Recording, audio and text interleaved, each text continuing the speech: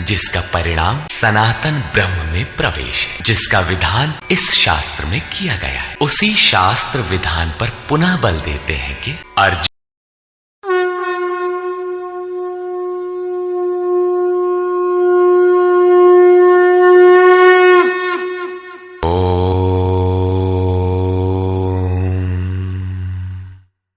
श्री परमात्मने नमः।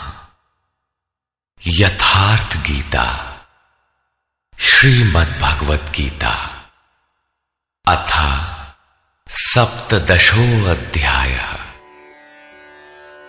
अध्याय 16 के अंत में योगेश्वर श्री कृष्ण ने स्पष्ट कहा कि काम, क्रोध और लोभ के त्यागने पर ही कर्म आरंभ होता है, जिसे मैंने बार बार कहा है। जिस नियत कर्म को बिना किए न सुख, न सिद्धि और न परम गति ही मिलती है। इसलिए अब तुम्हारे लिए कर्तव्य और अकर्तव्य की व्यवस्था में कि क्या करूं क्या न करूं, इसके संबंध में शास्त्र ही प्रमाण है, कोई अन्य शास्त्र नहीं, बल्कि इति गुह्यतमं शास्त्रमिदम्। गीता स्वयं शास्त्र है। अन्य शास्त्र भी हैं, किंतु यहां इसी गीता शास्त्र पर दृष्टि रखें, दूसरा न ढूंढने लगे। दूसरी जगह ढूंढेंगे तो ये क्रमबद्धता नहीं मिलेगी, अतः भटक जाएंगे। इस पर अर्जुन ने प्रश्न किया। अर्जुन उवाच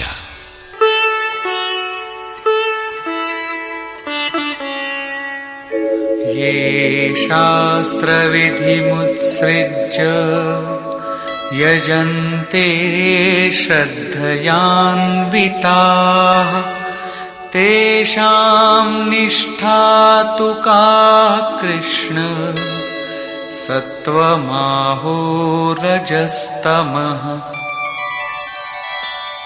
हे श्री कृष्ण, जो मनुष्य शास्त्र विधि को छोड़कर श्रद्धा सहित यजन करते हैं, उनकी गति कौन सी है? सात्विकी है, राजसी है अथवा तामसी है? यजन में देवता, यक्ष, भूत इत्यादि सभी आ जाते हैं। श्री भगवान वाच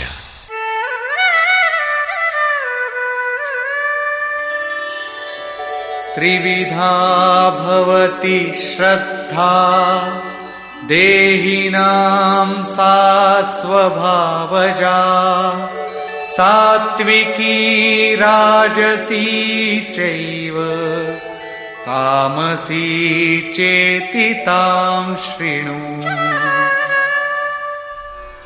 अध्याय 2 में योगेश्वर ने बताया था कि अर्जुन, इस योग में निर्धारित क्रिया एक ही है। अविवेकियों की बुद्धि अनंत शाखाओं वाली होती है, इसलिए वे अनंत क्रियाओं का विस्तार कर लेते हैं। दिखावटी शोभा युक्त वाणी में उसे व्यक्त भी करते हैं। उनकी वाणी की छाप जिनके चित्त पर पड़ती है अर्जुन, उनकी भी बुद्धि नष्ट हो जाती है, न कि कुछ पाते हैं। ठीक इसी की पुनरावृत्ति यहां पर भी है कि जो शास्त्र विधि मुत्सृज्य, शास्त्र विधि को त्याग कर भजते हैं, उनकी श्रद्धा भी 3 प्रकार की होती है। इस पर श्री कृष्ण ने कहा, मनुष्य की आदत से उत्पन्न हुई वो श्रद्धा सात्विकी, राजसी तथा तामसी ऐसे 3 प्रकार की होती है। उसे तुम मुझसे सुन। मनुष्य के हृदय में यह श्रद्धा अविरल है।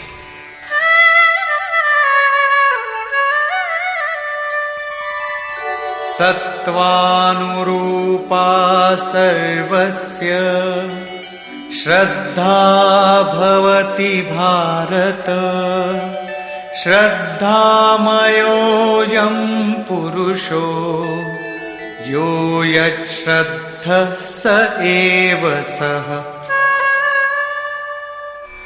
हे भारत, सभी मनुष्यों की श्रद्धा उनके चित्त की वृत्तियों के अनुरूप होती है। ये पुरुष श्रद्धामय है, इसलिए जो पुरुष जैसी श्रद्धा वाला है वो स्वयं भी वही है। प्रायः लोग पूछते हैं मैं कौन हूं? कोई कहता है मैं तो आत्मा हूं, किंतु नहीं। यहां योगेश्वर श्री कृष्ण कहते हैं कि जैसी श्रद्धा, जैसी वृत्ति, वैसा पुरुष। गीता योग दर्शन है।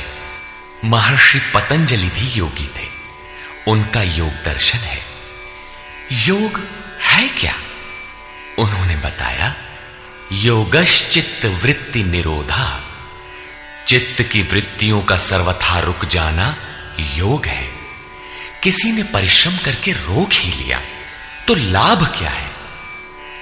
तदा दृष्टुः स्वरूपे वस्थानम।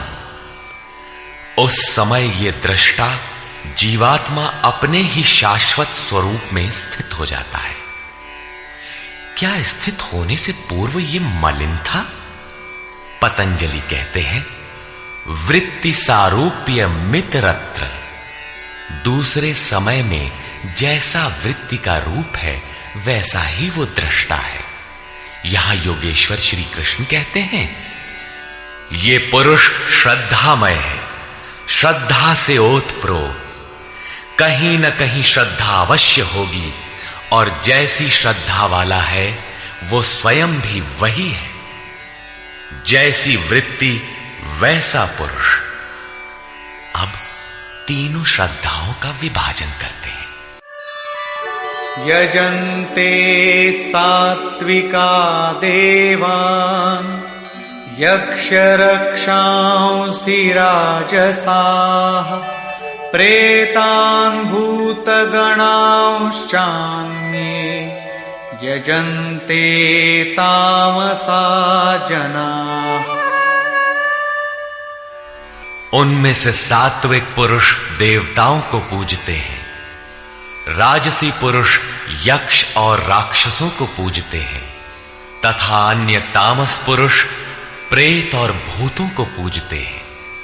वे पूजन में अथक परिश्रम भी करते हैं।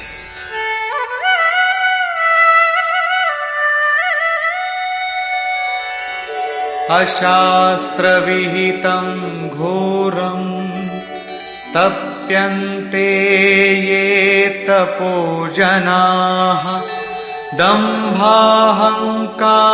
संयुक्ताः कामराग बलान्विताः। वे मनुष्य शास्त्र विधि से रहित घोर कल्पित अर्थात कल्पित क्रियाएं रचकर तप तपते हैं।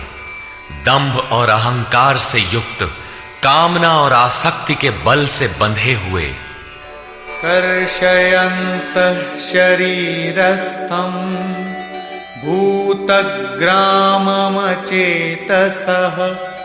मां चैवान्तः शरीरस्थं तान् विद्यासुरनिश्चयान्।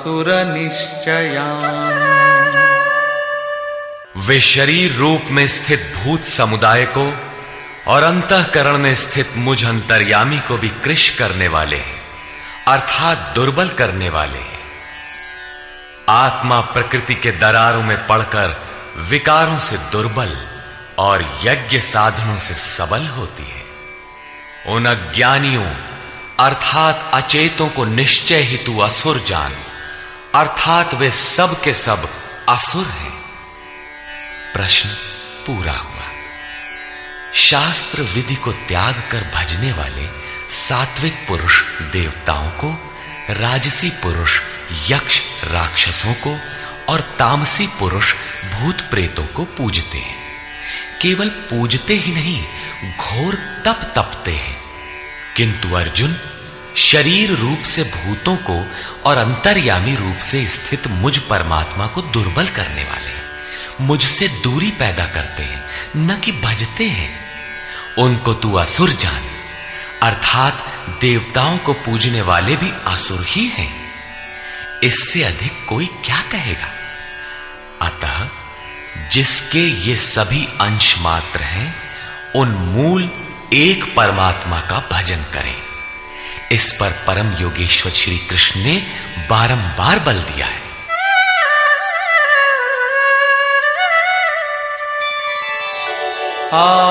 आहारस्त्वपि सर्वस्य त्रिविधो भवति प्रियः यज्ञस्तपस्तथा दानम् तेषां भेदमिमं शृणु।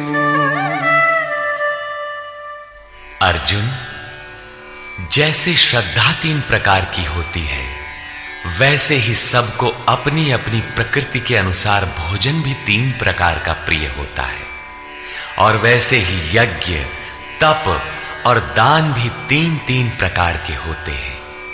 उनके भेद को तू मुझसे सुन। पहले प्रस्तुत है आहार। आयु सत्व बलारोग्य सुख प्रीति विवर्धना रस्या स्निग्धा स्थिरा हृद्या आहारा सात्विक प्रिया। आयु, बुद्धि, बल, आरोग्य, सुख और प्रीति को बढ़ाने वाले, रस युक्त चिकने और स्थिर रहने वाले तथा स्वभाव से ही हृदय को प्रिय लगने वाले भोज्य पदार्थ सात्विक पुरुष को प्रिय होते हैं। योगेश्वर श्री कृष्ण के अनुसार स्वभाव से हृदय को प्रिय लगने वाला, बल, आरोग्य, बुद्धि और आयु बढ़ाने वाला भोज्य पदार्थ ही सात्विक है। जो भोज्य पदार्थ सात्विक है, वही सात्विक मनुष्य को प्रिय होता है। कट्वं ललवणात्युष्ण तीक्ष्ण रूक्ष विदाहिनः आहारा राजसस्येषा दुःख शोकामय प्रदाः। कड़वे, खट्टे, अधिक नमकीन, अत्यंत गर्म, तीखे, रूखे, दाहकारक और दुख, चिंता तथा रोगों को उत्पन्न करने वाले आहार राजस पुरुष को प्रिय होते हैं।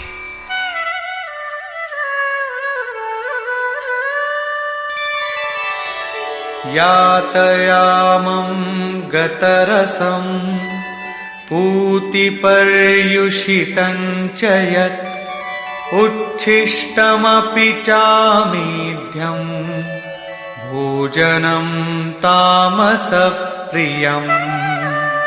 जो भोजन 1 प्रहर अर्थात 3 घंटे से अधिक पहले का बना हुआ है, गत रसम, रस रहित, दुर्गंध युक्त, बासी, उच्छिष्ट अर्थात जूठा और अपवित्र भी है, वो तामस पुरुष को प्रिय होता है।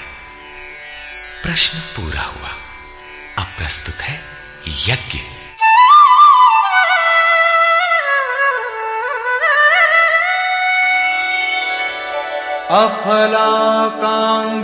अफलाकांक्षिभिर्यज्ञो विधिदृष्टो य ईज्यते यष्टव्यमेवेति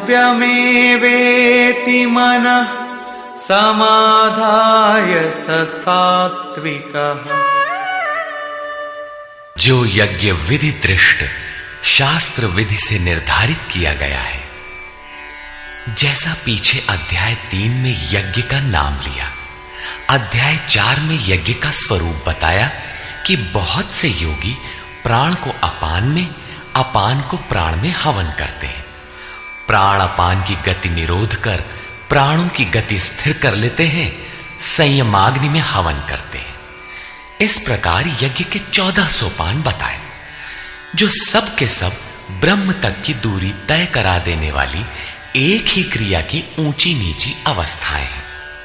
संक्षेप में यज्ञ चिंतन विशेष की प्रक्रिया का चित्रण है, जिसका परिणाम सनातन ब्रह्म में प्रवेश है, जिसका विधान इस शास्त्र में किया गया है। उसी शास्त्र विधान पर पुनः बल देते हैं कि अर्जुन, शास्त्र विधि से नियत किए हुए जिसे करना ही कर्तव्य है, तथा जो मन का निरोध करने वाला है, जो फल को न चाहने वाले पुरुषों द्वारा किया जाता है, वो यज्ञ सात्विक है।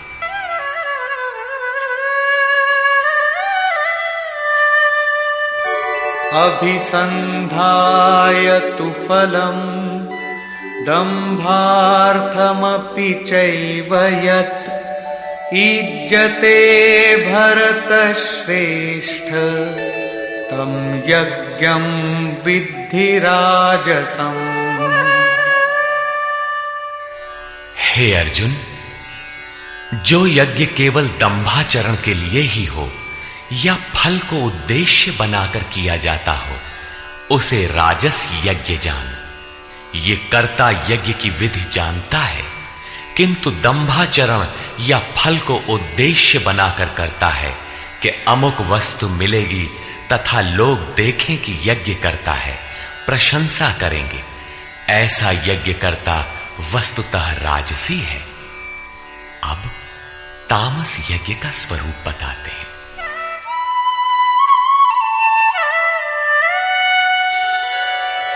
विधिहीनमसृष्टान्नम् मन्त्रहीनमदक्षिणम् श्रद्धाविरहितं यज्ञम् तामसं परिचक्षते। जो यज्ञ शास्त्र विधि से रहित है, जो अन्न अर्थात परमात्मा की सृष्टि कर सकने में असमर्थ है, मन को अंतराल में निरुद्ध करने की क्षमता से रहित है, दक्षिणा अर्थात सर्वस्व के समर्पण से रहित है, तथा जो श्रद्धा रहित है, ऐसा यज्ञ तामस यज्ञ कहा जाता है। ऐसा पुरुष वास्तविक यज्ञ को जानता ही नहीं। अब प्रस्तुत है तप। देवद्विज गुरु प्राज्ञ पूजनं शौचमार्जवम् ब्रह्मचर्यमहिंसा च शारीरं तप उच्यते।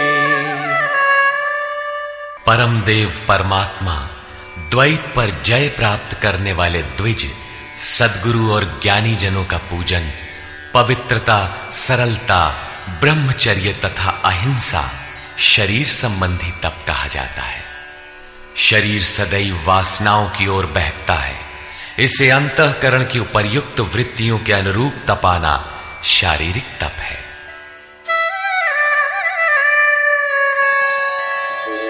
अनुद्वेगकरं वाक्यं सत्यं प्रियहितं च यत् स्वाध्यायाभ्यसनं चैव वाङ्मयं तप उच्यते।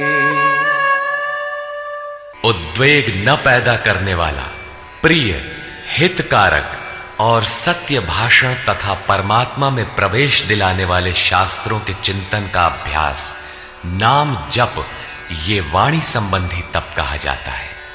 वाणी विषयोन्मुख विचारों को भी व्यक्त करती रहती है। इसे उस ओर से समेटकर परम सत्य परमात्मा की दिशा में लगाना वाणी संबंधी तप है। अब मन संबंधी तप देखें।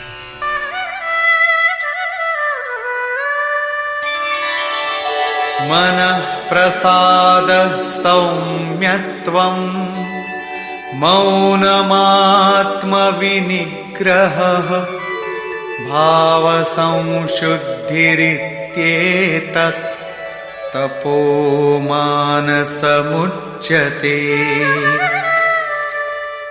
मन की प्रसन्नता, सौम्य भाव, मौन अर्थात इष्ट के अतिरिक्त अन्य विषयों का स्मरण भी ना हो, मन का निरोध, अंतःकरण की सर्वथा पवित्रता, ये मन संबंधी तप कहा जाता है। उपर्युक्त तीनों अर्थात शरीर, वाणी और मन का तप मिलाकर एक सात्विक तप है।